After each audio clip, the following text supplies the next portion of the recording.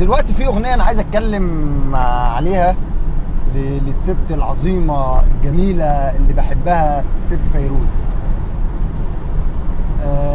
اغنيه من الاغاني اللي يعني كلنا اغلبنا عارفينها، بس هي بالنسبه لي برضك من الاغاني اللي عامله لي مشكله. يعني هي كم، انا بحب فيروز جدا، بس في كم اغنيه كده بقف قصادهم.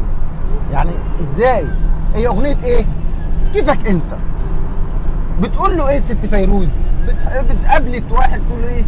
تذكر اخر مره شفتك سنتة؟ يعني فاكر اخر مره انا شفتك في سنتها؟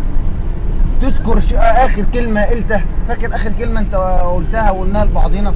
هم عادي شفتك، يعني شكلهم افترقوا وكل واحد راح لحاله، وربنا يعني ايه فرق والدنيا، كل واحد راح لحاله.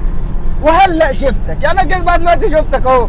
كيفك انت عامل ايه يا حبيبي؟ كيفك انت؟ ملا انت ايه؟ ملا انت بقى دي انا عايز اعرف بقى، يعني عشان انا بقف قصادها.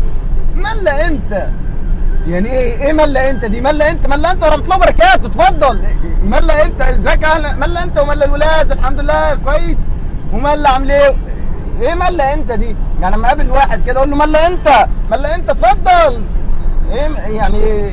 بس ما علينا، نعدي من ما حدش عرفها ملا انت دي، وتفضلي تسمعي تلاقي كله بيغني ملا انت كيفك انت ملا انت، ما حدش عارف ايه ملا انت.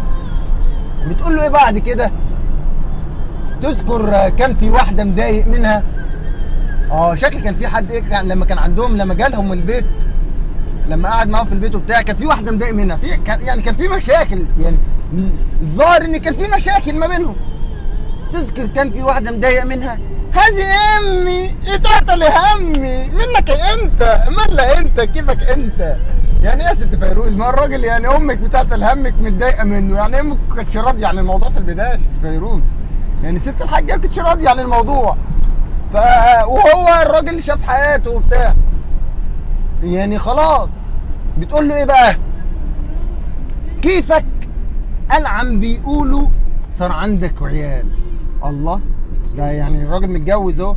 انا والله كنت مفكرتك برات البلاد. يا ستي ايه يعني؟ هو اللي هيبقى برات البلاد يعني مش هيتجوز؟ كيفك العم بيقولوا صار عندك ولاد؟ انا والله كنت مفكرتك برات البلاد. ماشي يا ست، يعني هو عشان برات الولاد مش هيتجوز؟ لا، هو بقى يعني عادي، يعني الراجل طلع واتجوز وخلف. تقول له بقى شوف ايه بقى هنا المشكله، نركز بقى. شو بدي بالبلاد؟ الله يخلي الولاد. كيفك انت ملا انت حبيبي يا فيروز؟ يا فيروز مش كده، الراجل اتجوز ودلوقتي بقى عنده عيال. ايه كيفك انت ملا انت؟ كل شويه هنفضل بقى نروح نملى عنده؟ عيب الراجل اللي اتجوز وعنده عيال، ما تخربيش على الراجل، يا فيروز. الراجل خلاص بقى، يعني ربنا ييسر لك حالك ويرزقك الاحسن منه. خلاص ندعي له ربنا كلمه حلوه، الله يخلي الولاد حلو، بس كيفك انت ملا انت. شوف بقى بتقول له في الاخر ايه؟ تقول له في الاخر يجي عبالي ارجع انا وياك. يا سلام، انت حناني مش عارف انت ايه يا فيروز. مش كده، هترميها على الراجل متجوز. عيب يا فيروز، مش هنخرب على بعضينا، مش هنخرب. ولا انت مش فارق معاكي يعني الدنيا؟ لا، عيب الراجل بقى متجوز وعنده عيال وعنده بيت والدنيا بقت تمام عنده، فندعي له ربنا ييسر له حاله وخلاص، وننسى الحب القديم بقى، ونغني مثلا جرح تاني مثلا، اي حاجه بقى، نغني حاجه كده فيها لكن ملا انت ده كلام؟ ملا انت كل شويه هنملل بقى على الراجل؟ عيب والله يا فيروز، الله مش كلام ده. وشكرا.